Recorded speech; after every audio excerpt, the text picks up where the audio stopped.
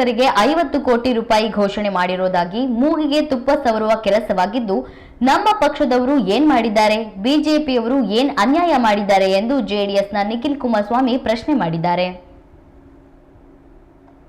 ದುಡ್ಡು ನೋಡಿ, ಮೂಗಿಗೆ ತುಪ್ಪ ಸವರ್ತಕ್ಕಂಥ ಕೆಲಸ ಮಾಡೋದು ಬೇಡ ಸರ್ಕಾರ. ಇವತ್ತು 50 ಕೋಟಿ ರೂಪಾಯಿ ಏನು ಘೋಷಣೆ ಮಾಡ್ಕೊಂಡಿದ್ದಾರೆ, ಅದು ಅವ್ರ ಸ್ವಕ್ಷೇತ್ರದ ಸ್ವಪಕ್ಷದ ಶಾಸಕರುಗಳಿಗೆ. ಇವತ್ತು ನಮ್ಮ ಪಕ್ಷದವ್ರು ಏನೇನು ಮಾಡವ್ರೆ, BJP ಪಕ್ಷದವ್ರು ಏನೇನು ಮಾಡವ್ರೆ.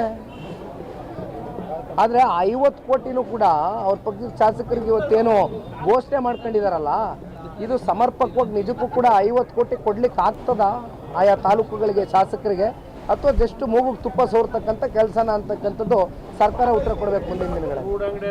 ದುಡ್ಡು ನೋಡಿ, ಮೂಗಿಗೆ ತುಪ್ಪ ಸೋರ್ತಕ್ಕಂಥ ಕೆಲಸ ಮಾಡೋದು ಬೇಡ ಸರ್ಕಾರ. ಇವತ್ತು 50 ಕೋಟಿ ರೂಪಾಯಿ ಏನು ಘೋಷಣೆ ಮಾಡ್ಕೊಂಡಿದ್ದಾರೆ, ಅದು ಅವ್ರ ಸ್ವಕ್ಷೇತ್ರದ ಸ್ವಪಕ್ಷದ ಶಾಸಕರುಗಳಿಗೆ.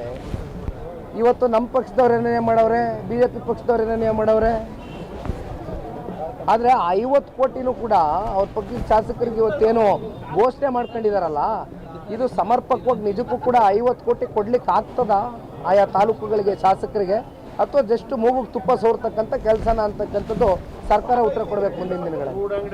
ದುಡ್ಡು ನೋಡಿ, ಮೂಗಿಗೆ ತುಪ್ಪ ಸೋರ್ತಕ್ಕಂಥ ಕೆಲಸ ಮಾಡೋದು ಬೇಡ ಸರ್ಕಾರ.